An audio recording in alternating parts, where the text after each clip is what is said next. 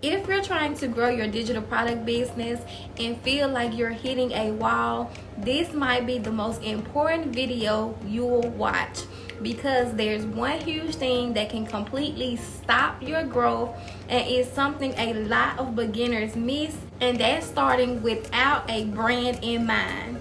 When it comes to starting your digital product business, it's not just about jumping in and creating your digital products. There is so much more to it.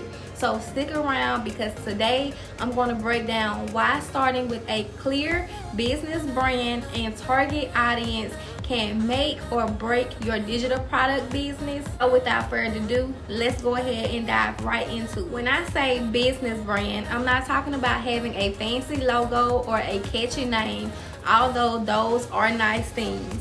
I'm talking about the bigger picture, the foundation of your entire digital product business. Think about it as this. This is going to be the heart and soul of what you are doing. And without that solid foundation, it's way too easy to get lost into the things that do not matter. Imagine you're building a house. You wouldn't start putting up walls without first laying down a sturdy foundation, right? It's the same thing when it comes to your digital products.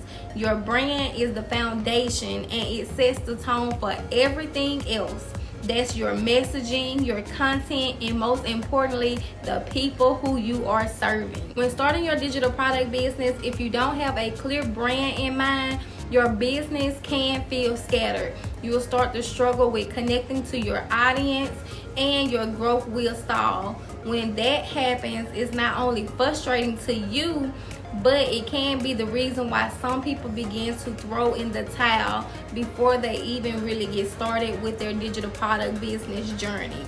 Without having a brand in mind, you'll feel like you can't think of any content ideas to post, and this is crucial for your business because you have to post content in order to drive sales to your digital product business.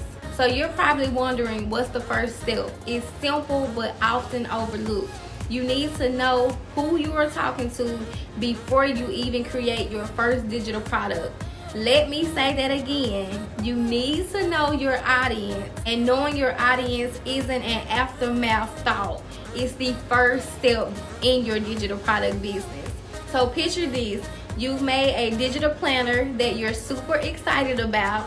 You know it's functional, and you put a lot of effort into designing it. But here's the catch.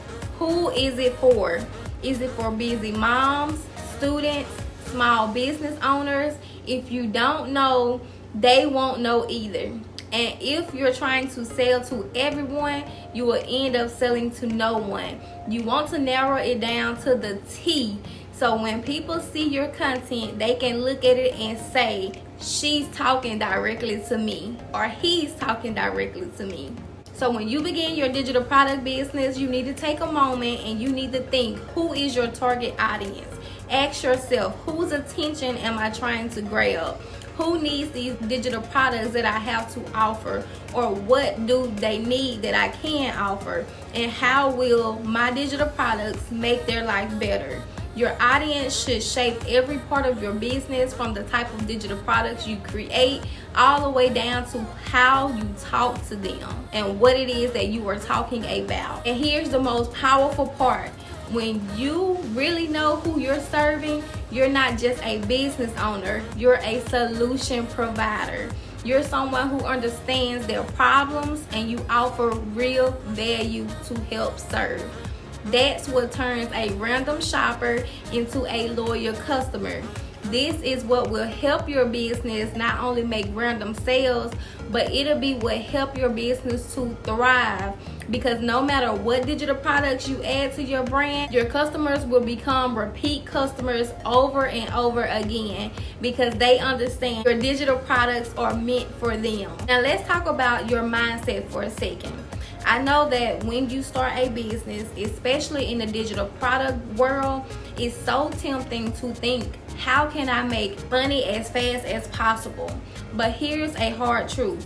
If your only focus is on how much money you can make, you're missing the point, and your audience will feel it. I know that it is very tempting because you see so many people on social media talking about how much money they are making, but they're not telling you how much work and how much time they had to put into starting this business. And I don't know if you know this, but people can sense when a business is only in it for the sales. But when you shift your focus to serving your audience, everything will change. Instead of asking, how can I get them to buy? Ask, how can I make their life easier? That little shift in thinking can take you from being just another seller to being someone people trust and they will come back to you. So think about the brands that you love, the ones that you shop with. Why do you keep going back to them? It's probably because they understand you and they're not just there for a quick sale. Your digital product business needs to be set up the same way. From day one, you need to build with service in mind. And if you do this, your money will naturally flow to you. It's these small but significant shifts that create real growth within your digital product business. When you know who you're serving and you're genuinely committed to adding value to their life, you're no longer just selling a digital product, you're creating an experience. So if you're just starting out, or if you've been at it for a while but feel stuck, I want you to take a step back and I want you to ask yourself, what's my business brand and who am I serving? Do not skip this step. Outline who it is that your ideal customer is. Outline what it is that they may be struggling with and how you can help solve their problem. And remember, it's not just about creating digital products. It's about creating products with purpose. Serve first and success will come as a byproduct. You'll want to make sure that you start with this in mind, because if you had just one post or one video that blows up on social media, when people go to shop your website for your digital products, you want them to know that your digital products was created just for them, so that you can make consistent sales that'll change your life as well as changing your customer's life. So I hope that this gave you a fresh perspective on how to set up your digital product business so that you can begin making sales and seeing consistent growth. And if you found this video to be helpful, please consider giving me a thumbs up, and don't forget to subscribe to the channel if you have not already done so that I can continue to give you more tips on building a successful digital product business. And drop me a comment below about who your target audience is or what it is that you are working on in your digital product business.